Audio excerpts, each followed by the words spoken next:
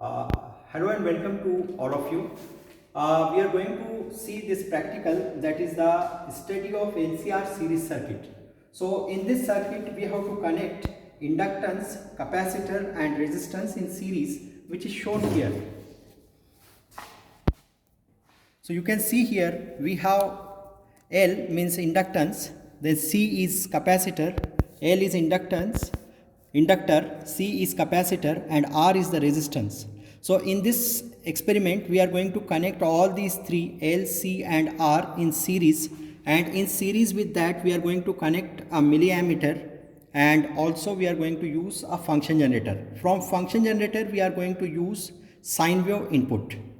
So first of all I will show you this function generator, how to use it. Actually in this function generator we have various functions, like we have different waves like sine wave, then we have pulse, then we have triangular wave, sawtooth wave and square wave, etc. And also these switches, these are nothing but the multiplier switches.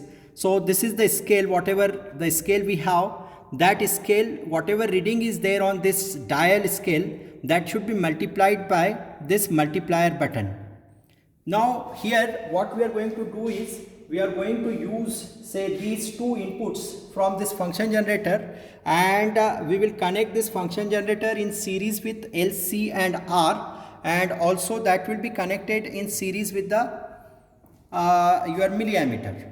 Okay, so I will just make these connections. So first of all, the values, actually I had chosen certain values. We have different values of LCR given here, but I had chosen these values here, that L is equal to 30 milliampere, L is equal to 30 millihenry, then C is equal to 0.22 microfarad and R is equal to 150 ohm. And we are going to use a milliammeter whose range is 0 to 5 milliampere, and we are going to use sine wave function generator. Okay, so here I will make this button on, that is the sine wave, that is this first one, upper one, and this multiplier we can keep either on 10 or 100. So I will keep it time being on 100, otherwise we can keep on 10 and 100, both the range will fall actually in our readings. So now I will use this red wire from here. I will connect this in series with this milliammeter. Then milliammeter I have to connect with what? Actually L, but the position of LCR, we can vary the position of LC and R. So what I will do is, I will use this, and I am going to use the capacitor, which is a 0.22 microfarad. So I am using this capacitor 0.22 microfarad over here. Then in series with that I am going to use this 30 millihenry inductor rather. Okay, its value is called as the inductance, and that device itself is called as inductor. Then in series with that I am going to connect a 150 ohm resistance here. So this is the 150 ohm resistance, and finally this circuit, the negative will be again going to what? Your function generator. Now from function generator we can vary the readings for this. From function generator we can vary the readings. So say for example, if the function generator is on, here you can see it is on 10, then if it will be multiplied by 10, so it will be nothing but what? 100 hertz. So whatever is the dialer reading, you have to multiply that reading by what? This multiplier. So suppose for example, if it is on 10 and if this is on 100, then what happen? This will be multiplied by 100, so 10 into 100 will be 1000 hertz, that is 1 kilohertz. So time being I will keep it at 10. Now we have to vary these readings, say 100 hertz, 200 hertz and so on. And then what happened? Due to this, these readings on the milliammeter, will also go on varying. I am varying this function generator. You can see that needle of milliammeter will be varying actually. You can just observe that. See that, you can observe. It is going towards maximum. At resonance frequency it will be at maxima. Now I will change this switch. Now again, say from here I will again vary this. Now see here it has gone to a maximum point here. Now if I further increase the frequency by changing this multiplier, that is 100 by multiply by 100, you can observe this in milliammeter. that this readings goes on decreasing. So what happened here is, as we have taken the readings from the observation table, you can see here we have taken this observation table as what? Serial number, then frequency in hertz, and we have got what? Current in milliampere. I am going to provide this table to all the students here separately, in a separate page, separate image rather. Okay, so you will get what? Frequency as well as what? Milliammeter readings. So this will make XY readings actually. Okay, so you have to take a proper scale here, and you have to plot a graph of what? Current in milliampere against frequency in hertz. So this graph is shown over here.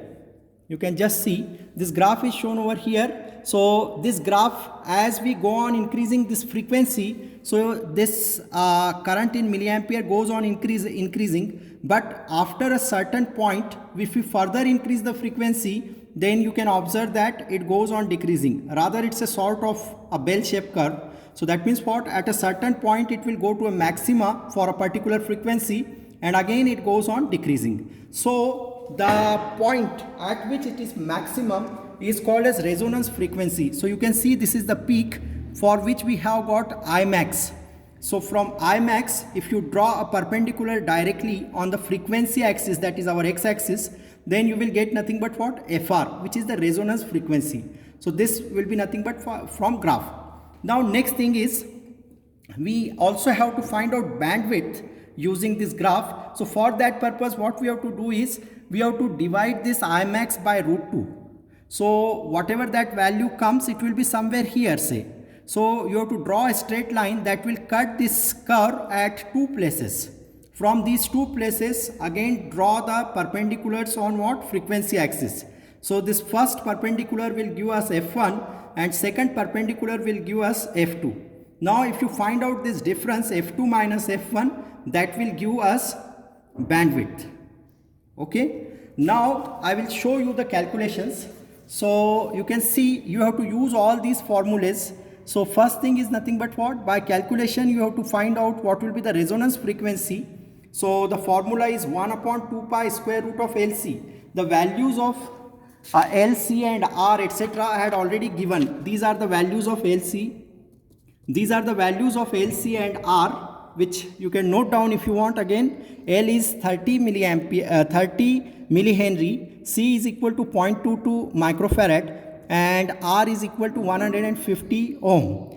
Actually further these readings you have to do is what? You have to convert that into our normal units actually. That is it will be nothing but what? 30 multiplied by 10 raised to power minus 3 Henry. This will be nothing but 0.22 multiplied by 10 raised to power minus 6 farad. And this will be same thing as 150 ohm, because that is in the actual unit only.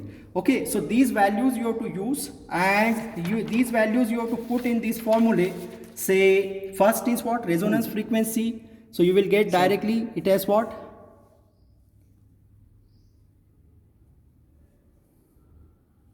So you will directly get it as what? 1 upon 2 pi square root of LC. Then next is what? Angular frequency, which is equal to 1 upon square root of LC. These values I had already given to you. Then we have this inductive reactance. So once you calculated omega, then you can find out XL is equal to omega into L. Omega is known to you from here, and L is also known to you. Similarly, capacitive reactance will be XC is equal to 1 upon omega C. Omega is known to us, C is also known to us.